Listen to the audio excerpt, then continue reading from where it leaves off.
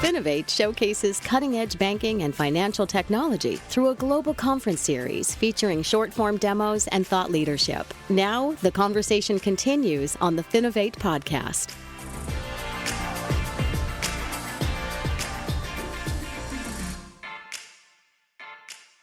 Hello and welcome to the Finovate podcast.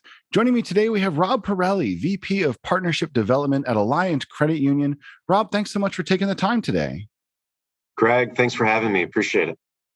So by way of background, let's jump right in and give you kind of 60 seconds to tell us about yourself and your role there at Alliant Credit Union. Yeah, definitely. So I've been in financial services for over 15 years, both on the commercial and consumer fronts. Previously started my career in the inventory finance space, and later on I made the switch to consumer lending. Participated in a lot of direct to consumer lending, indirect as well, through dealer relationships in the vehicle finance space. Before I joined Alliant, Greg, I was with Huntington Bank for a short while, but came over to Huntington with the acquisition of TCF Bank, where I spent the majority of my career. Recently joined Alliant Credit Union here at the beginning of the year. Digital native organization, top 10 credit union with a national reach. So super excited to be here and to talk a little bit more about partnerships and all the cool things we're doing at Alliant. Yeah, well, certainly the topic of partnerships in fintech is one that's been kind of dominating conversations for at least 5 or 6 years now. And I'd love to get your perspective on it. Obviously, you come from a pretty unique background there. Can you start by taking us through some of the experiences that you've had in terms of, picking partners and deciding who you want to go with? Just some of the high-level experiences you have would be really helpful. Yeah, definitely, Greg.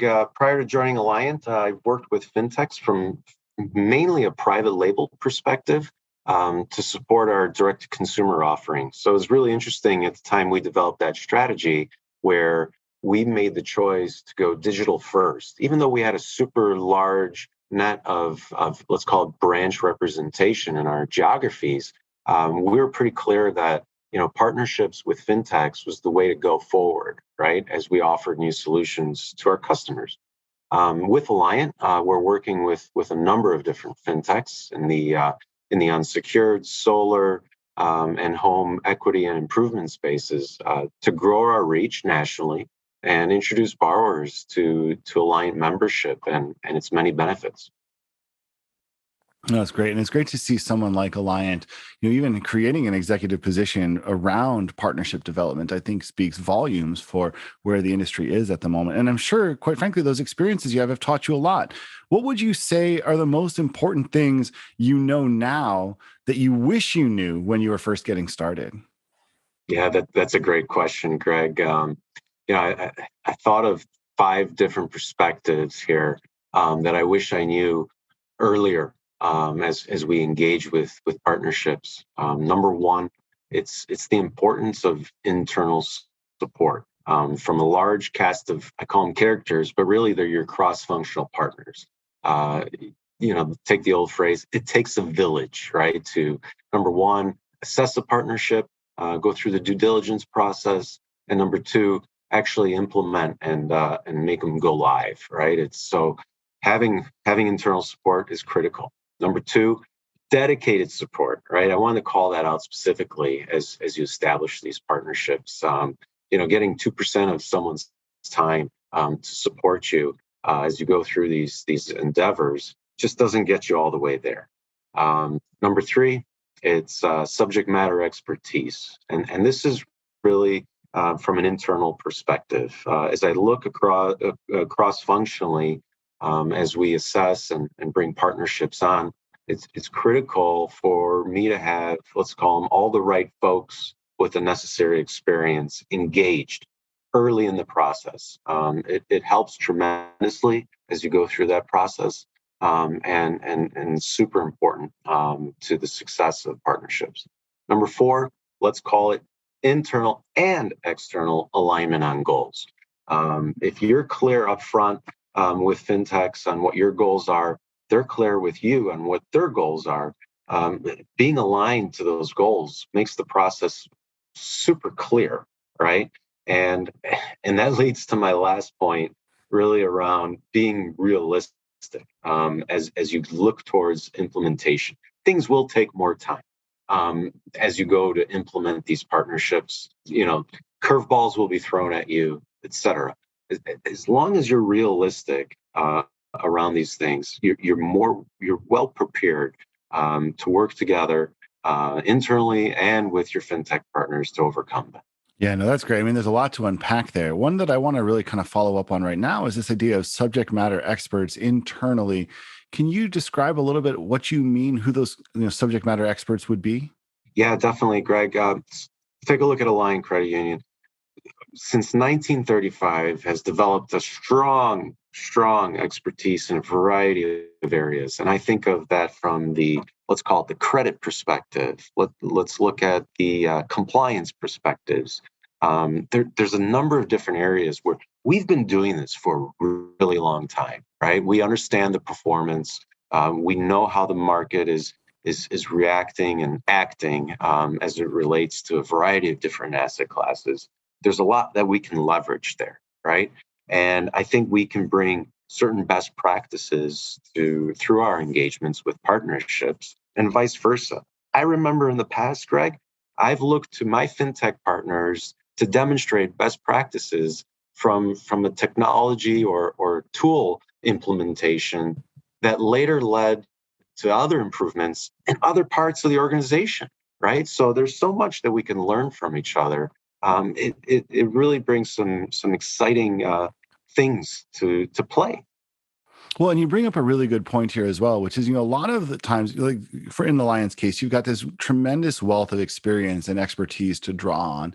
And that expertise isn't necessarily, it's not going to go anywhere, right? These are really valuable pieces that you want to make sure that you're incorporating those by bringing in the people who really know and have the benefit of that expertise into the equation very early on. You give everybody the opportunity to kind of shape things into something that's going to be kind of not just working better, but really tailor-made to your own organization, this really cool blend of expertise. And that's, of course, where this phrase partnership becomes so valuable, because you have one company bringing in their own expertise. You guys have your internal expertise. If you can marry those pieces together, then you have a really just a very unique offering.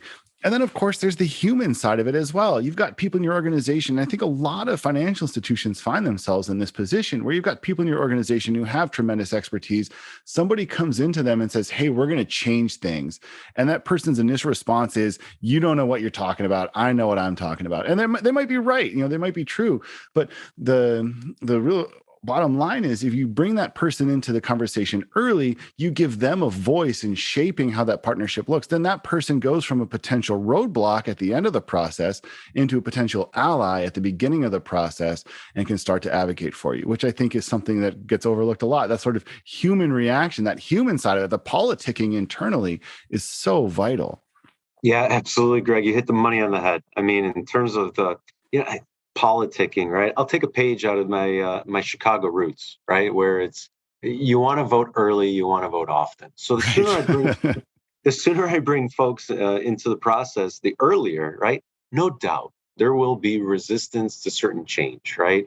If you look at, the let's call it the wide array of potential fintech partners or ones we're engaged with, they bring with them their own set of nuances to specific areas that sometimes cause for pause, right? And having those experts early in the process engaged, right? And really sharing in those moments of truth and discussing and working through that with the partner creates this bond, right? And you've got these allies now that are all advocating on behalf of the success of the partnership. And it really is a beautiful thing when you get to the end of it, right? And you're operational and you're working together. You've been on a journey with one another, right? And the more folks you could bring in on that journey, the better off you'll be. No, absolutely. And I also want to come back and talk about this question because we've been approaching it from kind of the best practices side, but there is also this idea there's a lot of risk involved when you kind of, there's institutional risk when you adopt a new technology. There's kind of individual risk when you stick your neck out internally for a potential partner. Can you talk a little bit about the risk that you face and what you can do to minimize risk in a role like yours? Yeah, absolutely. So the things I'm number one, I'm on the lookout for. It all starts with having a strong strategy, right, at your organization. So looking across our stakeholders, we all have agreement on what our goals and objectives are. All right, not that's number one, and then naturally, right, the solutions present themselves. Right, there's almost this like this natural filtering process that hones in and creates focus on where the organization should be placing its bets, right? So already you feel like there's this collective movement towards one direction versus another, okay? And then you think about, so hey, what are the indicators that a partner is worth the trouble and the risk, right? Few things I always look for. Number one, it's the prior experiences as a leadership team. Um, Looking across the table, understanding where folks are coming from, right? And it brings their unique perspective on things. Really tells you a lot about, hey, what does my future engagement look like? Number two, and this really should be number one, it's what's that clear and compelling go-to-market strategy. So what's that value prop and how they differentiate in the space, right? It has to be memorable to me and to my organization. Number three, it's what are they implementing from a discipline and process, procedure, control, right? These are the necessary things that make any partnership work successfully with financial institution, okay? Number four, culture. An organization that's focused on solutions that are willing to take the extra step to support your objectives creates a willingness at my organization to take the extra step, right? To support identifying solutions for your organization, right? It's a mutual give and take that if the cultures are aligned, you've got some real benefit there. Okay. And then finally, it's that willingness to test and learn. I'm always on the lookout for organizations that, like you mentioned earlier, sharing best practices and are leveraging each other's expertise, right? On both sides of the coin. Yeah. So what we're talking about now, for any of the fintech innovators who are listening to this, you get a sense of what kind of has to happen on the back end in order to make a partnership successful, what someone like Rob is going to be doing internally and the amount he'll be advocating for you internally. So I'd like to give some advice now to those companies who are interested in creating this type of partnership dynamic with a financial institution. What advice do you have for people who want to go out and create conversations? If someone sees you at an event like Finovate, wants to strike up a conversation, wants to make themselves and their company stand out compared to all the other companies that I'm sure are coming up and chatting with you, what can a fintech do to make themselves kind of jump to the top of the mind of someone like you? Yeah, absolutely, Greg. I think about this a little bit, and it's so important for for the organization to demonstrate a unique value proposition, right? So if I open up the hood, I'm going to see something special, okay? And that something special should create a competitive advantage, right? And your ability to clearly articulate that to me quickly helps me understand what your position is in the space and how you're going to ultimately succeed, right? If you come up to me and say, hey, I'm just like the other guy, but with different brand colors and the process is kind of the same. I'm losing you already, right? I want Right. something unique. Show me how you're going to differentiate. Are you forging new space, right? That's so important. Well, and I think it's important too for people to recognize, this is actually music to my ears, but the piece you mentioned there about being able to articulate it really clearly is so vital. And this is something which is obviously near and dear to my heart. And getting companies ready for the Finovate stage, we spend a lot of time talking about how you can make your message resonate. And when you have the opportunity to have a conversation, you can go up to Rob, you can shake his hand, he's going to shake your hand and say, hey, what's new? He's a nice guy. He's not going to, roar at you or anything like that. But you better be in a position to follow that conversation up with something that really quickly and clearly articulates why you are different from the space. And it's worth it from every company's standpoint to know, what are the 2 or 3 things that set us apart? What are the things that make us really memorable in the space? If you're going to get up on stage at Finovate, if you're going to have a conversation one-on-one, it's the same basic rule, which is if you can't clearly articulate why someone else should care about you, what makes you different, then you're going to lose that attention basically as soon as you've been able to capture it. So I'm really glad to hear you say that, because I think this is something which a lot of companies on the fintech side sometimes struggle with. And maybe they don't necessarily spend as much time thinking about how to present themselves in this way, but that's such an important side of it. And you know why it's important, Greg? Because at the end of the day, they have to convert me to an advocate, right? And if I'm advocating on behalf of the fintech, their likelihood of success is like tenfold, okay? Because I have the reputation, I have the support of the organization to chart out into the space, right? Find the best damn partnerships there are out there, and create successes for not only Alliant, but also for those partners. Right. Well, and you do have to do a huge amount of advocating internally. Like we spent the top of the episode talking about all those different pieces. You're going to have to go through this process of bringing the subject matter experts on board, of testing things out, and recognizing that might mean that those initial tests might not go well. We might have to spend more time to refine things at that point. It's a long process that requires a huge amount of work on the back end. And you don't engage in that process for somebody if you don't really believe that it's going to be the most important thing for you, right? It's a monumental amount of energy. And so when you think for fintech companies, thinking about it from that standpoint, am I going to be worth the effort that he has to put in order to make it a success? Right. And the answer, of course, internally better be yes. And then the next question is, well, can you say that in a way that gets the message across to people?